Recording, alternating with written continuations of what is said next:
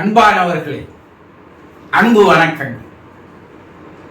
நீங்கள் நினைப்பதை நிறைவேற்றி தருவதற்கு ஒரு அற்புதமான சக்தி, ஒரு ஆற்றல் உங்களிடையே, உங்களுக்குள்ளேயே இருக்கிறது என்பதை தெரிந்து வைத்திருக்கிறீர்களா? என்னது? நாங்கள் நினைப்பதை நிறைவேற்றி தருவதற்கு சக்தி எங்களுக்குள்ளேயே இருக்கிறதா என்று நீங்கள் கேட்கலாம். ஆமாம், அதை நீங்கள் தெரிந்து கொள்ளாததால், புரிந்து கொள்ளாததால் நீங்கள் வெளியே எங்கெங்கேயோ ஓடி ஓடி வருகிறீர்கள். உங்கள் உள்ளே ஒரு அற்புதமான ஒரு ஆற்றல் இருக்கிறது. அதற்கு பெயர் ஆழ்மனம் என்று பெயர். இந்த ஆழ்மனத்தை நீங்கள் தெரிந்து கொள்ள வேண்டும் என்றால் ஐம்புலன்களை கடந்து உள்ளே போக வேண்டும். உங்களுக்கு ஏன் இது வரைக்கும் தெரியல? அண்ணா, இந்த ஐம்புலன்கள் உங்களை உள்ள போக விடாம 5 விதமான கதவுகளை வைத்திருக்கிறது. இந்த கதவுகளை திறந்து திறந்து திறந்து உள்ள போனாதான் நீங்க அங்க உள்ள எதை பார்க்க முடியும்? அந்த அற்புதத்தை உங்களால காண முடியும். இந்த விஷயங்களை தான் ஊனுடம்பே ஆலயம் என்று சித்தர்கள் சொன்னாங்க. உங்க உடம்பு தான் ஆலயம், வேற எதுவுமே கிடையாது. தெளிவார சொல்லி சென்றார்கள்.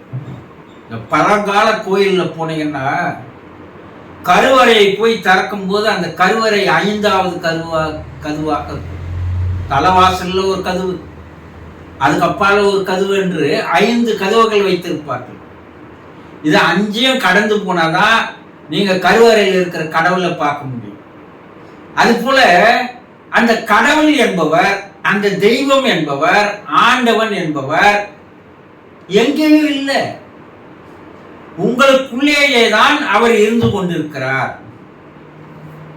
ஊன் உடம்பே ஆலயம், உள்ளமே பெருங்கோயில், வள்ளல் பிரானுக்கு வாய் கோபுர வாசல், தெல்லம் தெளிந்தாருக்கு அவனுடைய ஜீவனே சிவலிங்கம். 4 வரையில மிக அற்புதமாக சொன்னாங்க. ஆனா நம்ம அது தெரியல, அது தெரிஞ்சுக்க ஆசைப்படல.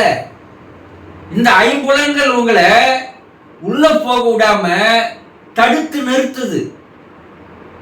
கண்ணு போக உள்ள, காது போக உள்ள, மூக்கு போக விடல, வாய் நாக்கு ருசி போக விடல. இதையே தான் நீங்க தத்தளிச்சுட்டு இருக்கிறீங்களே தவிர உள்ளே போகணுன்ற ஆர்வமோ எண்ணமோ முயற்சியோ உங்ககிட்ட இல்லை. அதனால நீங்க எங்க போறீங்க? இருக்கும் இடத்தை விட்டு இல்லாத இடம் போய் தேடுறீங்க. எங்க? நான் அந்த கோயிலுக்கு போனேன், இந்த கோயிலுக்கு போனேன், அந்த சாமியை கும்பிட்டேன், இந்த சாமியை கும்பிட்டேன், எந்த சாமியை எனக்கு செய்யல, செய்யாது. நீங்கள் நினைத்தது நிறைவேற்றி தராது. காரணம், உங்கள் ஆழ்மனம்தான் அனைத்தையும் செய்து கொண்டிருக்கிறது. உங்களுடைய எண்ணம், சிந்தனை, குறிக்கோள் என்னன்னு முதல்ல நீங்க டிசைட் பண்ணணும். அதையே நீங்க தேர்ந்தெடுக்கிறது இல்லை. சரி, நான் ஒன்றை நினைக்கிறேன், அந்த நினைப்பு எப்படி நிறைவேறுகிறது? நீங்க ஒரு காரியத்தை நினைக்கிறீங்க, அந்த காரியத்தை முதல்ல உங்களுடைய மனசுல அது எட்டுமே ஆழ் மனசுல பதிய வைக்கணும். எப்போ? இந்த 5 கதவை திறந்து 6வதாக இருக்கிற அதுல போய் பதிய வைக்கணும். அந்த ஆழ்மனம் அதை கேட்கணும், கேட்க வைக்கணும். மேல்மனம் எப்போது செயல்படாமல் போகிறதோ அப்போது ஆழ்மனம் விழித்துக் கொள்கிறது. அது விழித்துக் கொள்ளும் போது நீங்கள் எதை நினைக்கிறீர்களோ, எது வேண்டும் என்று எண்ணுகிறீர்களோ அதை நீங்கள் அந்த ஆழ்மனத்திடம் தான் நீங்கள் பிரார்த்தனையாக, கோரிக்கையாக வைக்க வேண்டும். அந்த ஆழ்மனம் உங்களுடைய கோரிக்கைகளை, பிரார்த்தனைகளை, அது நீங்க எதை நினைக்கிறீங்களோ அது என்ன பண்ணுகிறது? அது வாங்கி கொள்கிறது.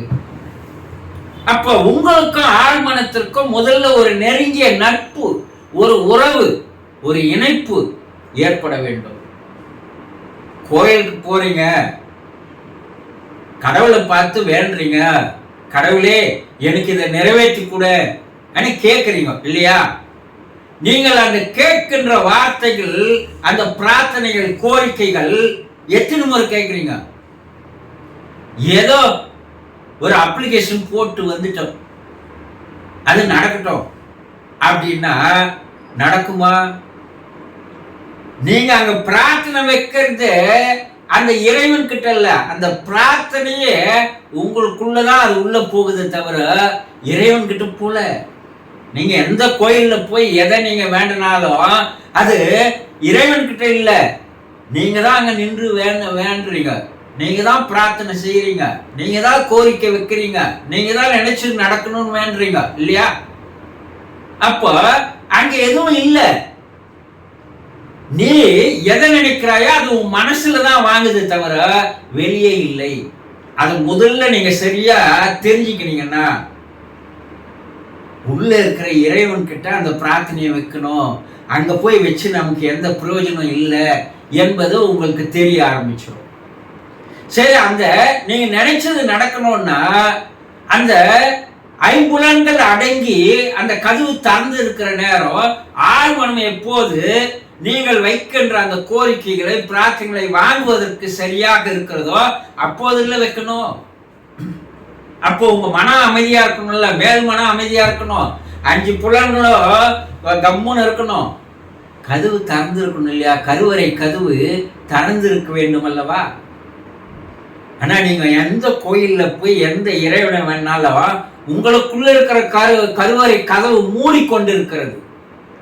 அதனால நீங்க எது வச்சாலும் அங்க நடைபெறுவதில்லை. அப்ப என்ன பண்ணணும்? உங்களுடைய ஆழ் மனது திறக்க இருக்கிற நேரம் எப்போது என்று புரிந்து கொள்ள வேண்டும். அதுக்குதான் ஆலயம். ஆலயம்னா என்ன? ஆன்மா லயம் ஆகக்கூடிய இடம்,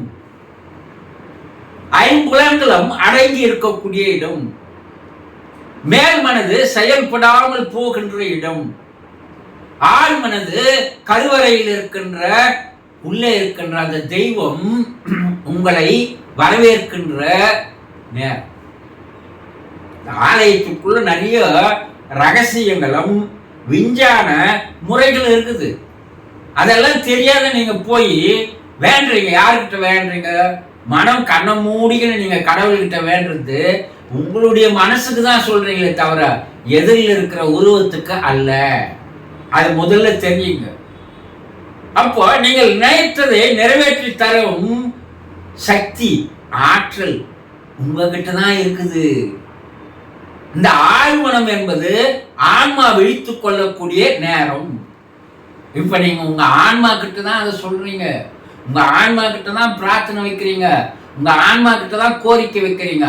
அதை எப்படி வைத்தால் நீங்கள் நினைப்பதெல்லாம் நிறைவேறும் என்பதை தெளிவாக தெரிந்து கொண்டீர்களானால் நீங்கள் நினைத்தது அனைத்தையும் நிறைவேற்றி தருகின்ற அந்த அற்புதம் உங்களுக்குள்ளேயே இருக்கிறது தவிர வெளியே இல்லை.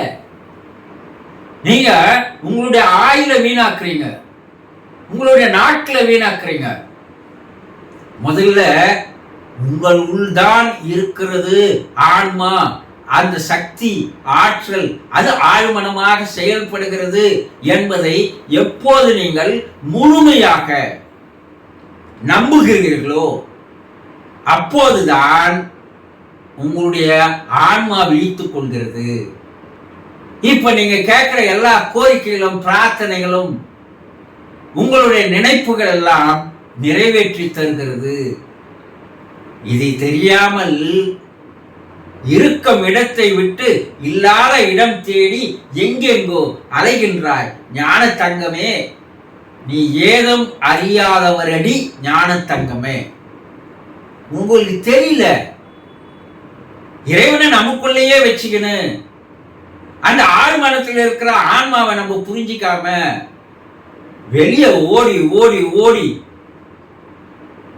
எந்த விதமான பயனும் இல்லை. நீங்க நினைத்தது நடக்க வேண்டுமானால் உங்களுடைய உள்ளே இருக்கின்ற அந்த ஆழ்மனதை நீங்கள் சரியாக தெரிந்து கொண்டால், ஆழ்மனம் விழித்துக் கொள்ளுகின்ற நேரத்தை தெரிந்து கொண்டால், ஆன்மா எப்போது உங்களை வரவேற்க தயாராக இருக்கின்ற அந்த நேரத்தை நீங்கள் தெரிந்து கொண்டால், நீங்கள் நினைப்பதெல்லாம் 100% நிறைவேறும், நிறைவேறி இருக்கிறது, நிறைவேற்ற முடியும் என்பதை முதலில் தெரிந்து கொள்ளுங்கள்.